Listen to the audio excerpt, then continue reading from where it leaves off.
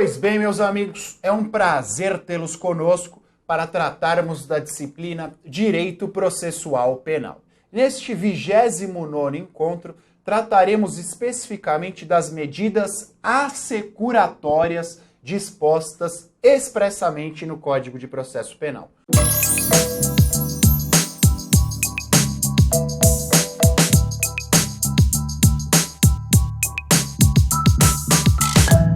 Pois bem, meus amigos, antes de começarmos o tratamento efetivo das medidas assecuratórias dispostas no Código de Processo Penal, eu peço que os senhores atentem a uma informação. As medidas assecuratórias dispostas no Código de Processo Penal são diversas das medidas cautelares dispostas no Código de Processo Penal. Todos vocês sabem que a Lei 12.403 de 2011 alterou o Código de Processo Penal no que tange às medidas cautelares. Trouxe algumas alterações relativas às medidas diversas à prisão preventiva e às outras formas de prisões cautelares. Portanto, quando nós falamos de medidas cautelares, elas são relativas à pessoa do réu e a imposição de prisão no decorrer do processo como exceção. E por que exceção? Até 2011, até a edição da Lei 12.403, havia o entendimento que a prisão era a regra e o processo em liberdade, responder o processo em liberdade, era uma exceção. Hoje houve alteração desta dinâmica. Hoje a liberdade é a regra e a prisão exceção.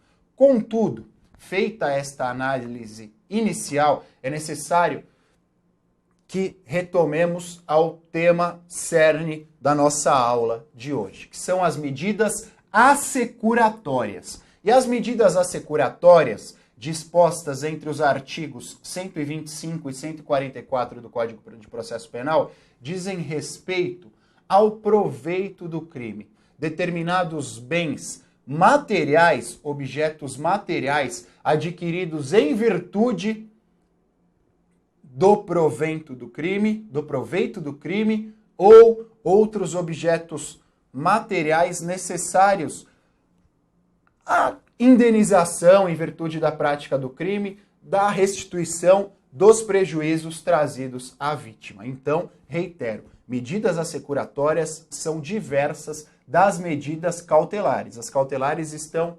após o 311 do Código de Processo Penal, ao passo que as medidas assecuratórias, objeto do nosso bate-papo no dia de hoje, estão previstas entre os 125 e 144.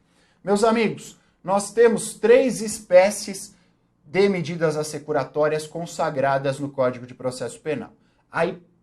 O sequestro, a hipoteca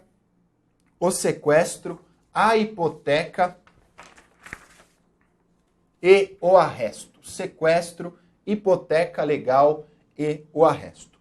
Começando pelo conceito de medidas assecuratórias. Medidas assecuratórias são aquelas medidas necessárias no processo criminal para garantir futura indenização ou reparação à vítima em virtude da prática da infração penal e também para garantir que o acusado não tenha proveito em virtude da prática do crime. Estas são as finalidades das medidas assecuratórias. E para a realização, para a confecção das medidas assecuratórias, há um processo incidente, tá? Então, se perguntarem a vocês qual é a natureza jurídica das medidas assecuratórias, os senhores dirão: são processos incidentes que têm como finalidade aquelas informações às quais já fiz menção. Primeira delas é o sequestro. O sequestro está disposto expressamente no Código de Processo Penal. Está disposto expressamente no Código de Processo Penal, no artigo 125. Diz o artigo 125: caberá o sequestro dos bens imóveis adquiridos pelo indiciado com os proventos da infração, ainda que já transferidos a terceiros. Então, primeira informação. O que é o sequestro? É uma medida assecuratória, que visa a constrição dos bens adquiridos com os proventos da infração. Então, supondo que determinado sujeito tenha roubado um banco, e em virtude dos valores conquistados em virtude deste roubo, ele compra um carro importado. É possível que seja imposta uma medida assecuratória em virtude deste carro importado adquirido.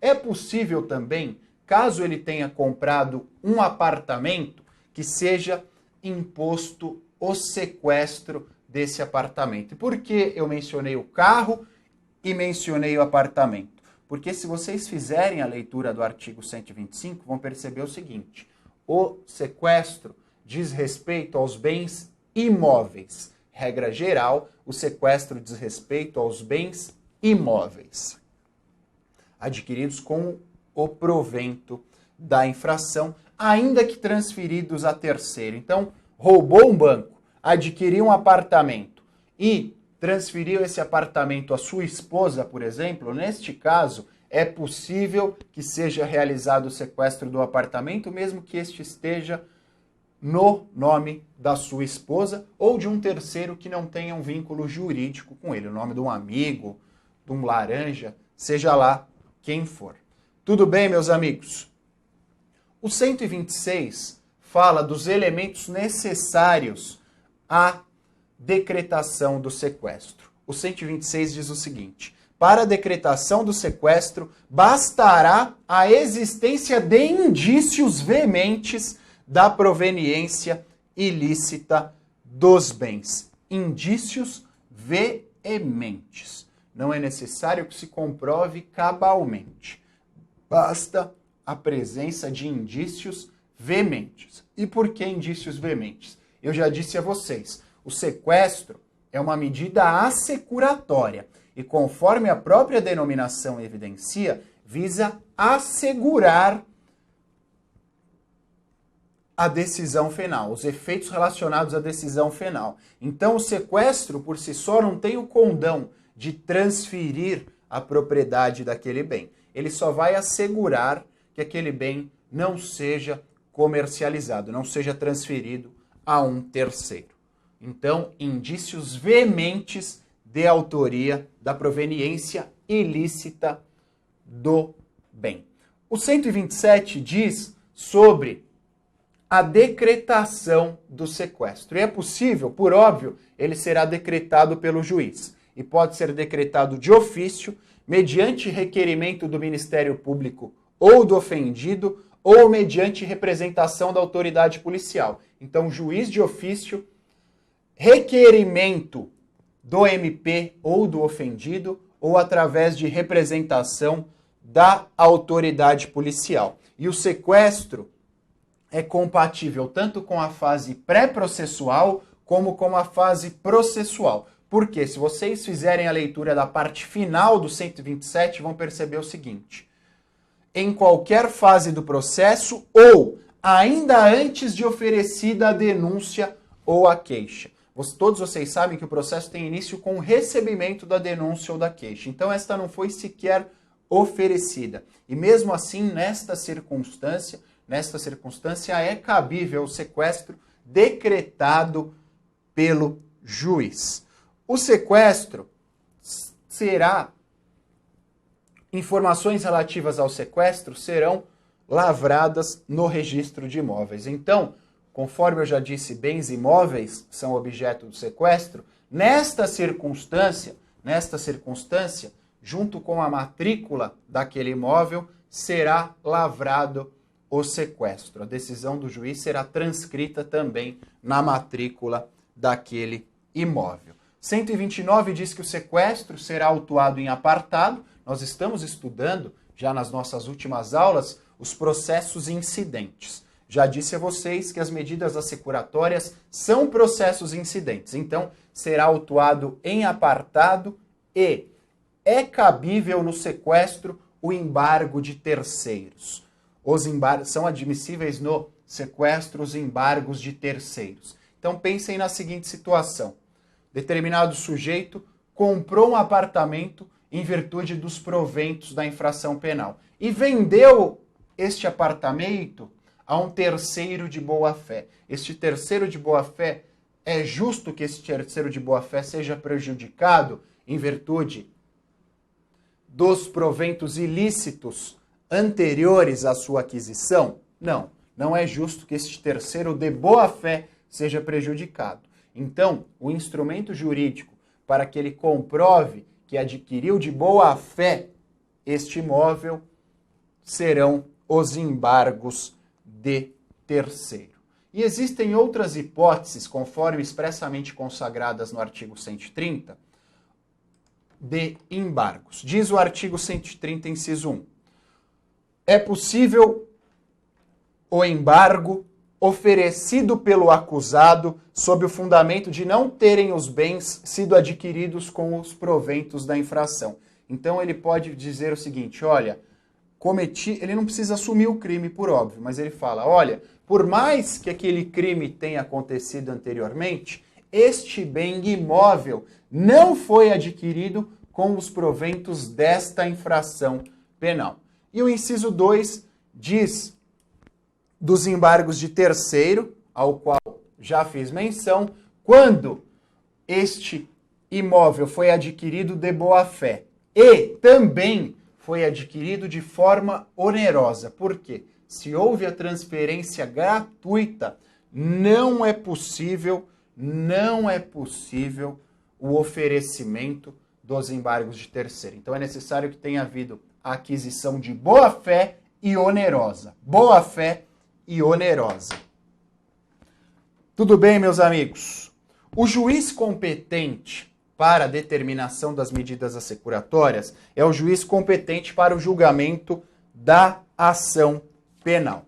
E também no que tange